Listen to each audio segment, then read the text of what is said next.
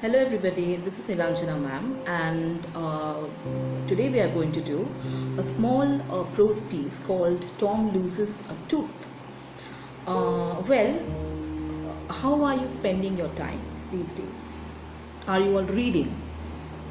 So my small tip for you to learn English is please read something in English every day.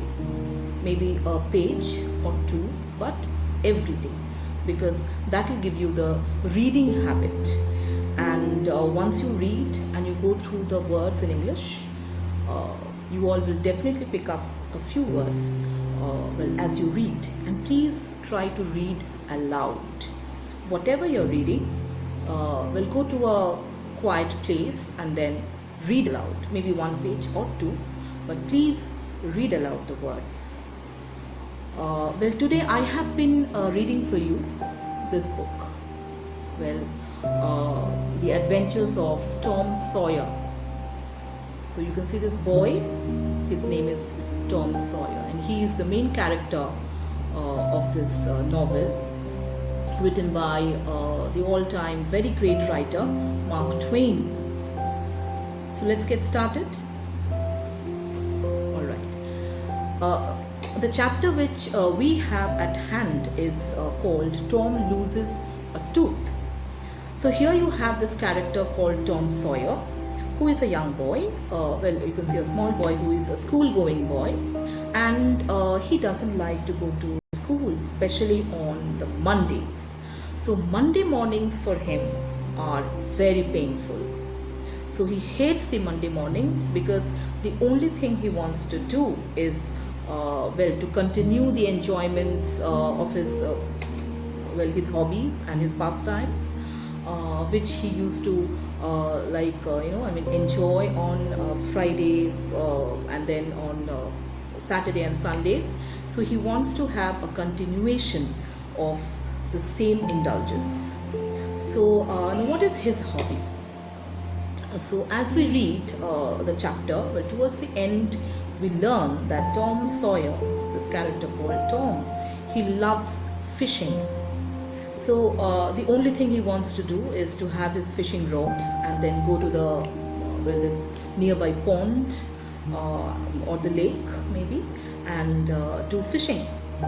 And that was his favorite pastime, and it gave him a lot of pleasure and joy. So he doesn't want to go to school and go through that process of learning and giving tasks and listening to the teacher's lecture, or getting scolded for coming late to school. So he doesn't want to go through that process. So yes, let's get started. Let's read the chapter. Tom always found the Monday mornings to be miserable. The word miserable means sad. He found Monday mornings to be very sad, because Monday began another week's slow suffering at school. So, we will not be going through each and every line here, but I will be definitely reading aloud for you all the main sentences. So here he tells us that Monday began another week's, because Monday, Tuesday, Wednesday, Thursday, Friday, the whole week of slow suffering. The suffering was slow because the entire week for him was slow, because he did not like it. Now, when you like some work, when you like to do something, you feel that time is passing by, time is moving by very soon.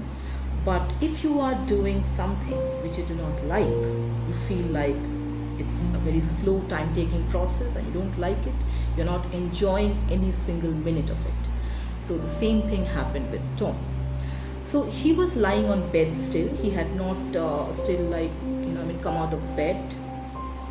He was thinking that now he has to wake up, and then he has to get ready for going to school. Otherwise, his aunt is going to scold him. There's a character called Aunt Polly, so she's definitely going to scold him.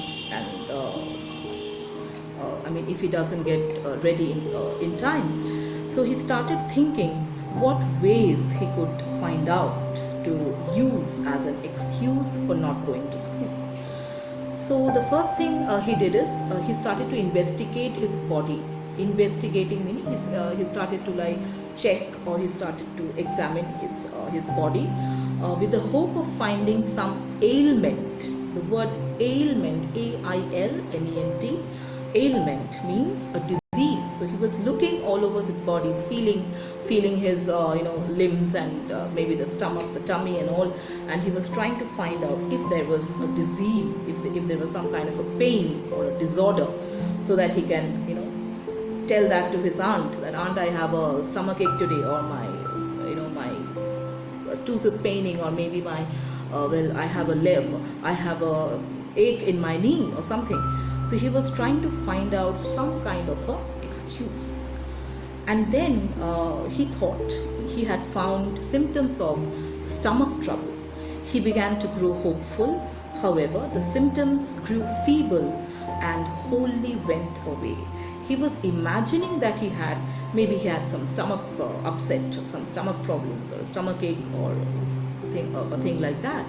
But it was only his imagination, and just after a while, there were no symptoms at all. The symptoms grew feeble, F-E-E-B-L-E, feeble means weak. The symptoms were not strong enough that he could use it as a reason for not going to school. So that did not work. Next, he was thinking on further. He was going on thinking, and then he was about to groan when it occurred to him that if Aunt Polly was to know, she would surely pull it out. Meaning, he started to think that his tooth was loose and it was like coming out or something. But he knew it very well that if he used this as a reason, Aunt Polly would definitely not agree with the idea of staying back at home, because he knew it very well that aunt was too clever and too smart for him, and she would surely pull that loose tooth out and send him to school again. So that excuse, he kept it as a stock, as a reserve idea, and he would use it in the end. That was plan B or C for him. Next, he remembered hearing from a doctor that a certain ailment could lay up a patient for 3 days and make him lose a finger.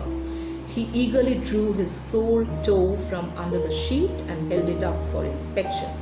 So he had heard some doctors say to a patient that if you lay down, if you are lying on the bed for 3 days, for 3 continuous days, you might lose a finger.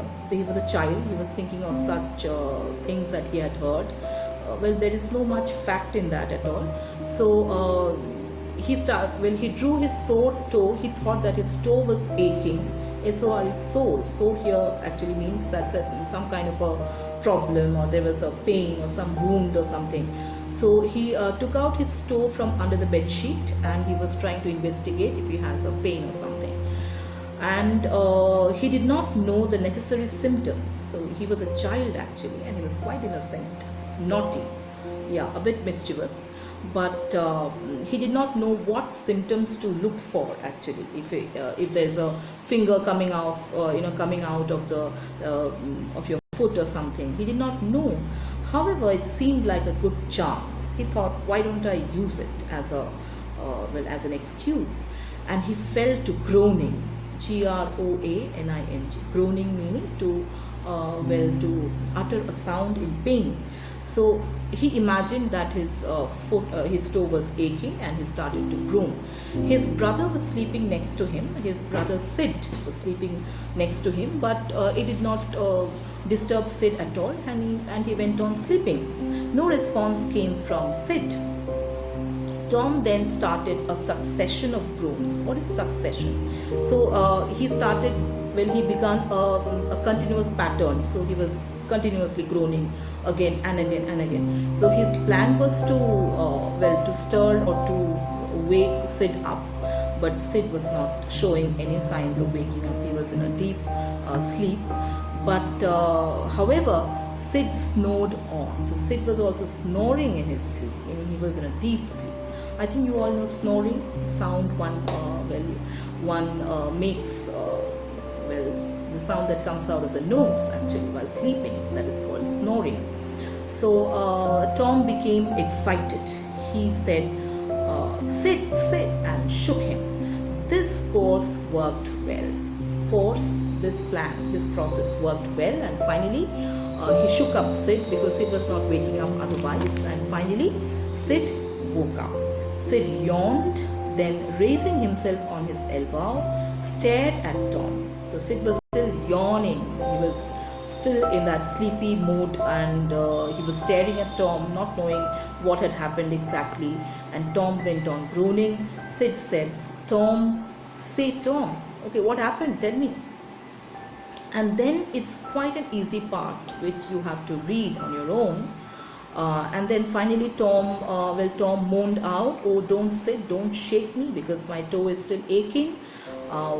Why? What's the matter, Tom? "I must call Auntie." So Sid is very tense.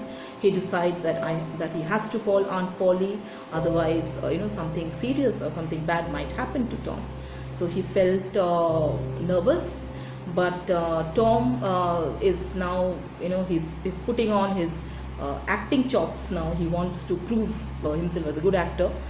So and he starts that mood, and he says, "No, never mind, I'll be over by and by, maybe, don't call anybody." So he asks Sid not to call anybody, but Sid insists, "No, I must call Aunt."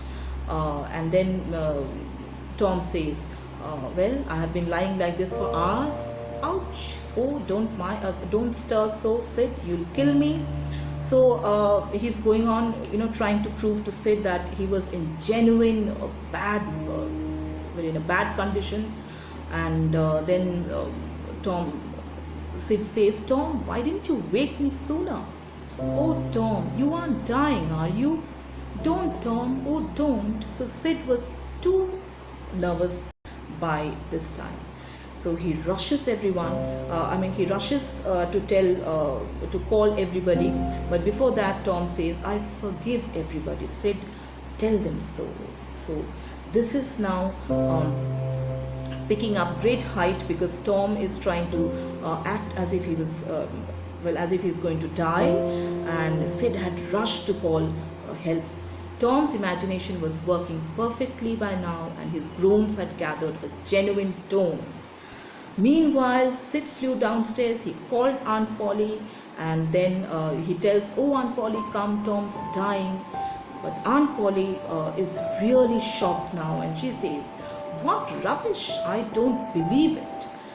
She flew upstairs with Sid and Mary, Tom's cousin. So the other child of Mary, even she follows Aunt Polly, and her face grew pale and her lips trembled. That is quite a natural, normal reaction for any motherly person, for any parent or a guardian to react. And her face grew pale meaning it grew white in color. It lost the blood, that rosy thing got lost, and it was she became too much frightened. So her face grew pale, and her lips also started to shake in that fear. And finally she came to Tom's bedside and asks him, "What is the matter with you, child?" Then she said, "Tom, what a shock you did give me. Now shut up the nonsense and get out of this." So Aunt Polly is really smart. She can understand the tactics, the tricks used by the naughty children, and she knew Tom quite well. So she says, directly she tells him that, "Get out of that nonsense, come on, tell me what happened." And then he started plan B, and plan B is, "Aunt Polly, how my tooth aches. The pain is more than that in my toe." So from the toe, the pain has reached up to his tooth. "One of them is loose and it aches awfully." Then there, now don't begin that groaning again. Open your mouth. Your tooth is loose, but you're not going to die for that. "Mary, get me a silk thread." And Tom said, "Oh, please, Auntie, don't pull it out. It doesn't hurt anymore. Please, Auntie, I don't want to stay home from school." And he gives it. He lets the cat out of the bag now. So all this was because you wanted to stay home from school and go fishing. So Aunt Polly has understood the whole game. "Tom, Tom, I love you so much, and you try to break my heart in every way with your naughtiness." So Aunt Polly is really a very lovable character because she has all these aspects. She has a motherly nature. She's quite smart. She's quite understanding too. But she knows how to deal with these naughty children in her home. So she says, Tom, I really love you because you're a nice child. But why do you invent all these excuses for not going to school? Because going to school is very important for all children. You need to go and study it, otherwise how are you going to learn new things? So she tries to explain it, and then she's very smart, and by this time the dental instrument was ready. So Mary the cousin has come with that dental instrument called the thread, and then the old lady fastened one end of the silk thread to Tom's tooth and the other end to the bedpost, and she pulled the tooth, and the tooth hung dangling by the bedpost. Dangling meaning it was hanging on that thread actually. So the tooth had come out finally. Tom now had a gap in his upper row of teeth, and this enabled him to smile in a new and admirable way. Admirable, a new and quite a beautiful way. Well, if children's, they have these milk teeth, we all know, and when the tooth gets loose and comes out, well, they look quite cute. No problem in that, definitely. So that is how Aunt Polly managed the whole situation. And the story ends here, and we do not get the next part, whether he stays at home that day or goes to school finally, that we don't know. But this we understand very clearly, that how this this boy called Tom always thinks of inventing new excuses for not going to school. So you all children, you all also must have done this when you were kids, small children. Well, my daughter definitely used to do this. She used to complain of having a stomachache just before going for the school bus, and we had to manage it like Aunt Polly. Okay, I'll be seeing you very soon with the exercises. Thank you.